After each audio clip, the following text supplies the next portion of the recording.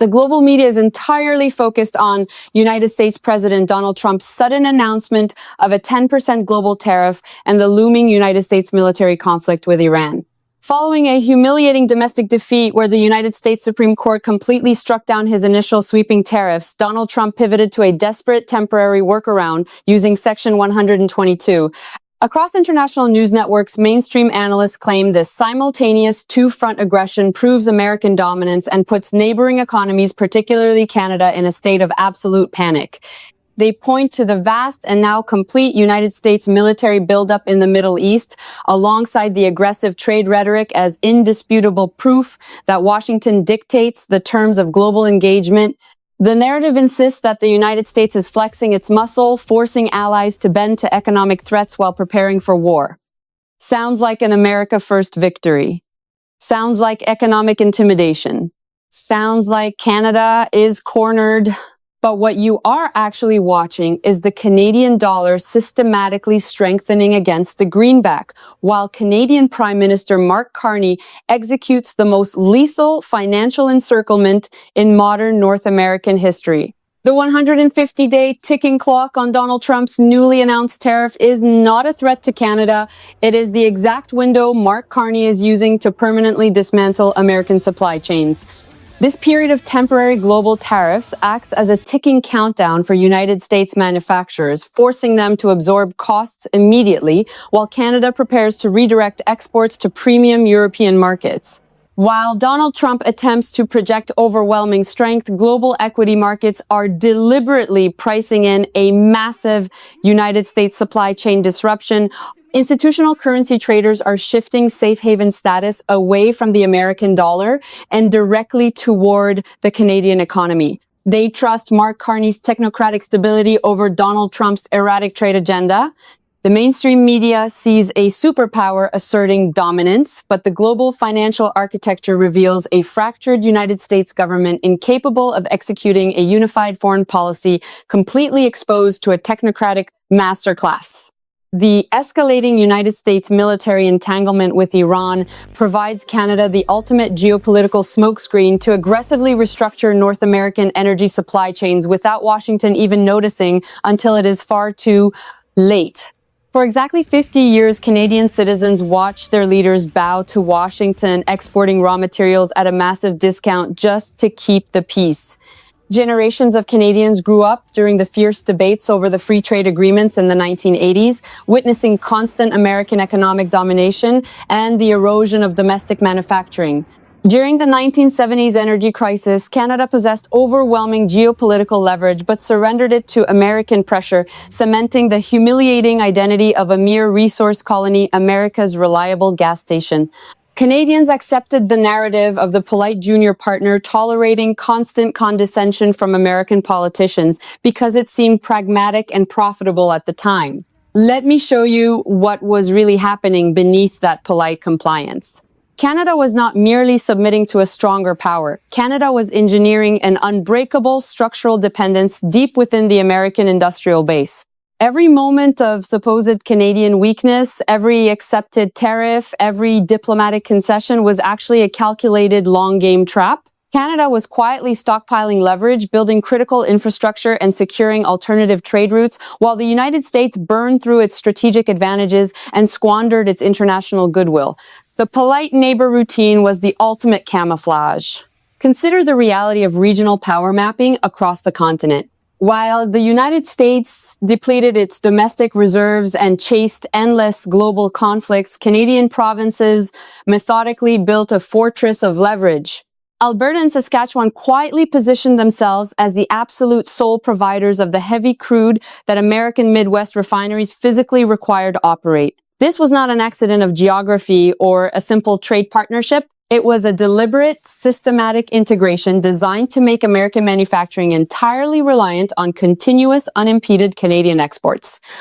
The American Midwest cannot simply swap out this specific crude infrastructure overnight. Without Canadian oil, those refineries shut down. And American industrial sectors certainly cannot find alternative global suppliers, while the severe threat of a United States and Iran military conflict actively disrupts Middle Eastern shipping lanes. Mark Carney did not panic when Donald Trump announced these new temporary global tariffs. He did not capitulate to the threats. He did not tweet back in anger.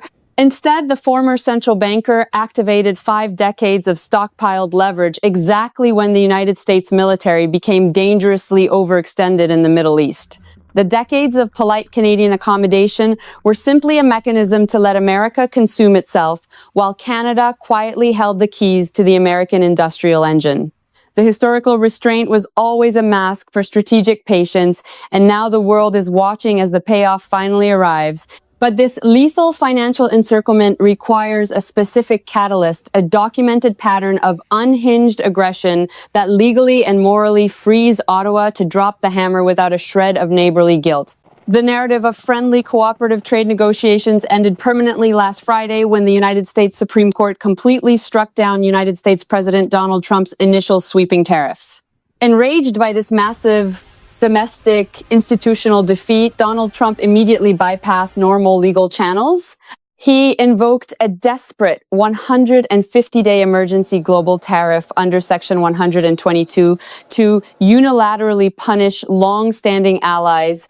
This aggressive pivot reveals a severely fractured United States government that is utterly incapable of executing a unified constitutional trade policy. Instead, Washington is relying on raw, extrajudicial executive overreach to mask its underlying structural weaknesses.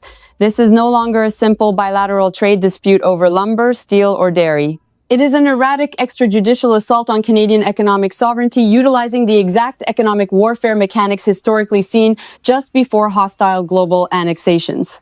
The Donald Trump administration is not just settling for the temporary 10% baseline. They are actively working toward raising these trade duties to a punishing 15%. They are holding core Canadian industries hostage while demanding absolute compliance. Donald Trump is attempting to weaponize American market access, operating under the outdated assumption that Canada will simply absorb the financial damage, remain polite, and wait for the political storm to pass. But the United States president is making this reckless demand while simultaneously dragging the entire globe to the brink of a catastrophic Middle East war.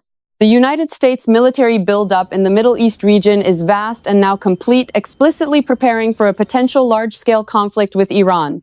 United States Secretary of State Marco Rubio publicly warned it would be a major problem if Iran did not negotiate over ballistic missiles, deliberately accelerating the march toward military confrontation. Donald Trump is openly threatening his most reliable northern neighbor while stretching United States strategic, military, and diplomatic resources to their absolute breaking point overseas. This chaotic, unprovoked aggression permanently shatters the lingering illusion of American reliability. It legally and morally justifies the devastating permanent financial countermeasures the Canadian government is aggressively deploying right now. The Canadian retaliation is already fully funded, it is actively operational, and it is systematically tearing through the foundation of the American economy. Because Donald Trump chose to weaponize a temporary tariff to humiliate an ally, the Canadian response is a permanent structural dismantling of cross-border reliance. Within 72 hours of the Section 122 tariff announcement, the Canadian government executed a flawless geopolitical pivot. Ottawa systematically redirected $14.2 billion in strategic energy and mineral contracts directly away from United States buyers, securing those contracts instantly with premium European Union partners. This massive capital flight is not a temporary suspension of trade or a diplomatic warning shot. It is a permanent reallocation of the physical, tangible resources that power the American industrial base. $14.2 billion represents the critical minerals required to build components for American defense contractors. It represents the raw aluminum vital for the American automotive sector to maintain assembly lines. It represents the specialized energy exports that keep northern United States manufacturing facilities online during peak demand. By aggressively redirecting these specific irreplaceable supply chains to European markets, Canada is actively choking off the raw materials that the United States economy physically requires to function. This massive diversion proves definitively that American industrial dominance is entirely dependent on continuous Canadian compliance. Let me show you the exact technical mechanism behind this financial strike and how a sophisticated technocratic government easily dismantles a crude populist tariff. By intentionally allowing the Canadian dollar to appreciate against a rapidly weakening United States greenback, Canadian Prime Minister Mark Carney's inner financial circle created a brilliant, devastating shadow currency. Intervention? Here is how the system's architecture works in practice. When the Canadian currency strengthens, the mathematical cost of Donald Trump's 10% United States tariff is entirely absorbed through favorable exchange rate differentials before the goods even cross the border. But the secondary effect is far more lethal to American interests. A weaker United States dollar combined with artificially restricted Canadian raw materials makes American industrial exports mathematically uncompetitive on the global market. Canada effectively weaponizes its own currency valuation to neutralize the 150-day tariff threat before the deadline even arrives, while simultaneously destroying the profit margins of the exact American manufacturers who rely on those disrupted supply chains. While the United States administration scrambles to understand this complex currency maneuver, Canada is accelerating its global trade diversification at an unprecedented speed. The Canadian government immediately secured a 22% increase in Asian lumber and aluminum export volumes. This massive surge in trans-Pacific trade effectively and systematically replaces the historically dependent United States market. Canada is locking in decades-long, highly lucrative contracts with rapidly expanding Asian economies, proving that the Canadian resource sector no longer needs American approval or American consumers to thrive. The 150-day emergency tariff was explicitly designed to force Canadian submission. Instead, the tariff acted as the final necessary catalyst for Canada to permanently sever its historical economic reliance on a volatile, unpredictable southern neighbor. While Donald Trump lashes out on social media and delegates complex, high-stakes nuclear negotiations in Geneva to inexperienced loyalists like his son-in-law Jared Kushner and United States Special Envoy Steve Witkoff, Canadian leadership relies on cold institutional precision. Delegating critical Middle East nuclear negotiations to a presidential relative and a real estate investor highlights a catastrophic lack of United States institutional competence. It contrasts sharply with the meticulously calculated strategies executed by seasoned economists in Ottawa. Washington is playing a disorganized game of diplomatic roulette, completely blind to the fact that their northern border is being financially fortified against them. The sheer scale of American supply chain vulnerability is absolutely staggering when exposed to this targeted pressure.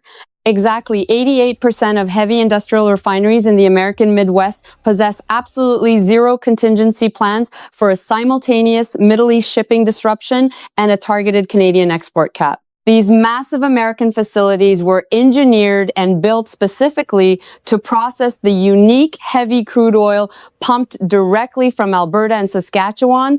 Midwest refineries cannot simply switch to a different global supplier overnight. This vulnerability is exponentially magnified right now because global crude oil prices are currently heavily supported by the severe threat to global oil supply stemming from the potential United States and Iran military conflict.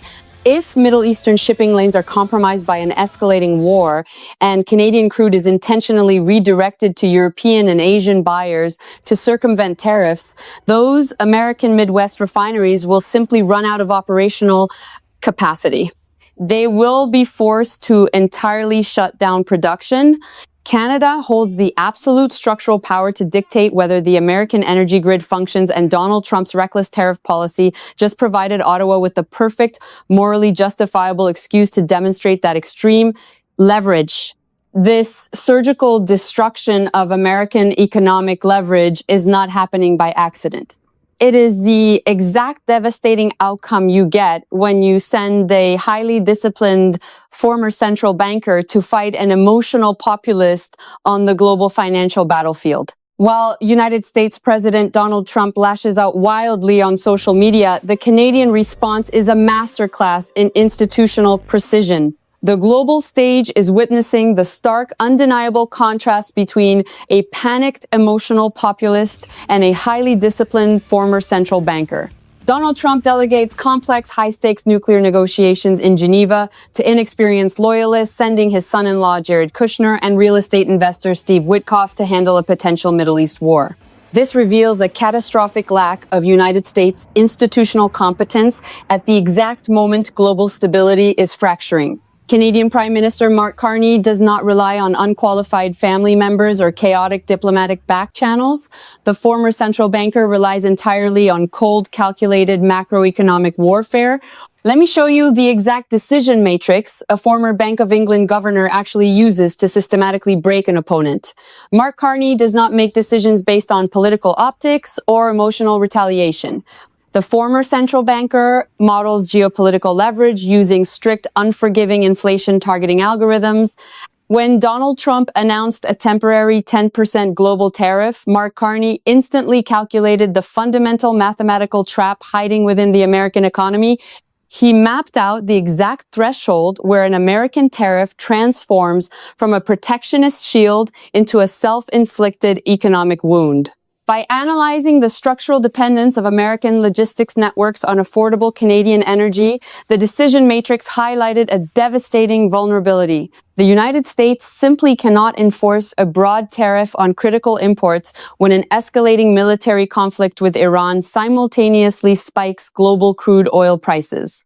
Mark Carney realized that restricting Canadian energy exports in retaliation would not just hurt American refineries. It would instantly trigger uncontrollable domestic American hyperinflation right as their military stretches itself entirely too thin. The central banker's decision matrix proved that Donald Trump possessed absolutely zero leverage because punishing Canadian energy would immediately crash the American consumer economy. Armed with this flawless algorithmic certainty, Mark Carney did not panic. He did not issue angry statements to the press. The former central banker did not complain to the World Trade Organization, and he certainly did not seek a weak diplomatic compromise with Washington. He simply weaponized boring, spreadsheet-based macroeconomic expertise. Mark Carney exploited Donald Trump's fundamental misunderstanding of structural global finance to engineer an unbreakable Canadian advantage.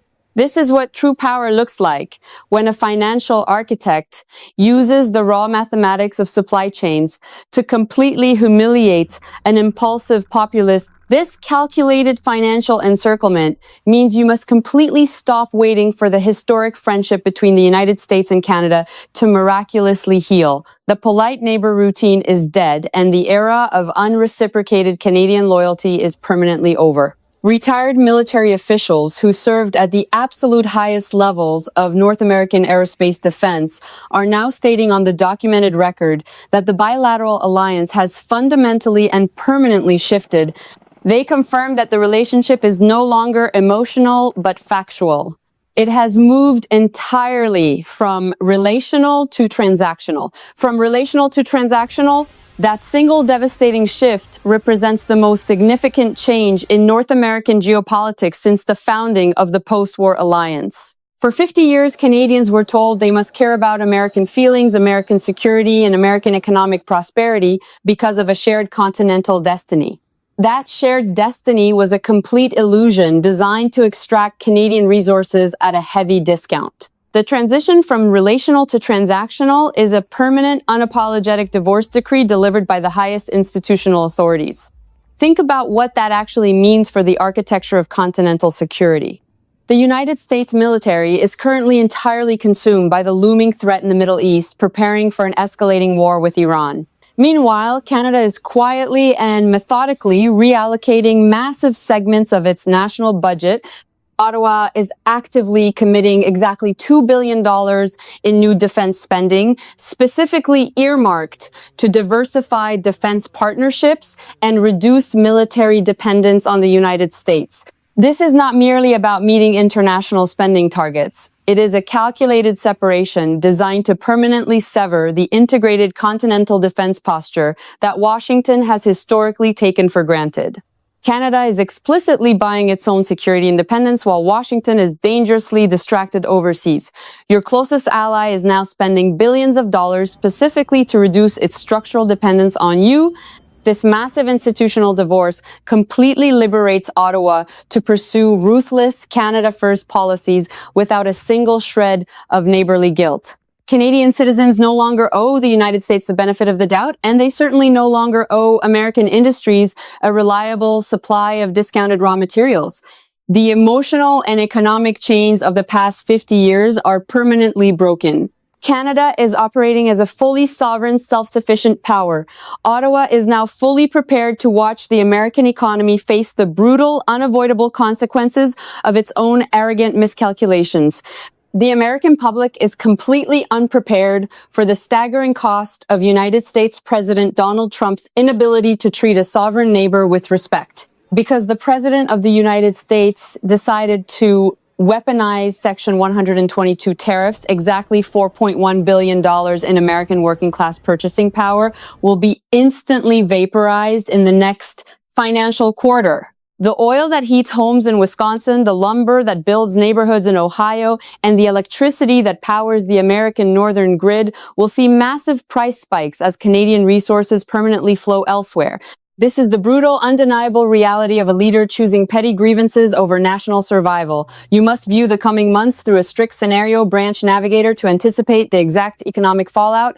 Watch the next 150 days closely through 3 specific paths. First, if the 150-day deadline passes without a United States concession, we enter the rupture scenario where American Midwest refineries begin shutting down permanently due to crude oil starvation. Second, if Donald Trump instead pushes the tariff to 15% before the deadline, the escalation scenario triggers immediate Canadian embargoes on critical minerals, effectively collapsing American defense manufacturing in states like Georgia and Texas. Finally, if Washington quietly grants Canadian exemptions to avoid a crisis, the accommodation scenario takes hold, marking the absolute humiliating surrender of American trade leverage. To survive this transition, you must execute a personal resilience roadmap and insulate yourself today from this catastrophic American fallout.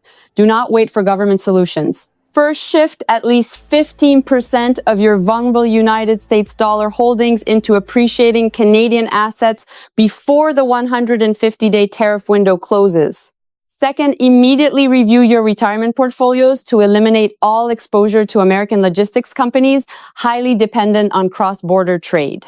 Third, secure a 30-day supply of imported industrial components right now while North American supply chains remain nominally stable. What you are witnessing is not a temporary trade dispute. It is the complete unraveling of the most successful bilateral relationship in modern history. The question is not whether Canada will survive this geopolitical transition. Canada already has. The question is whether America will notice what it lost before it is far too late to ever get it back. Pay attention. The economic map of North America is being permanently redrawn.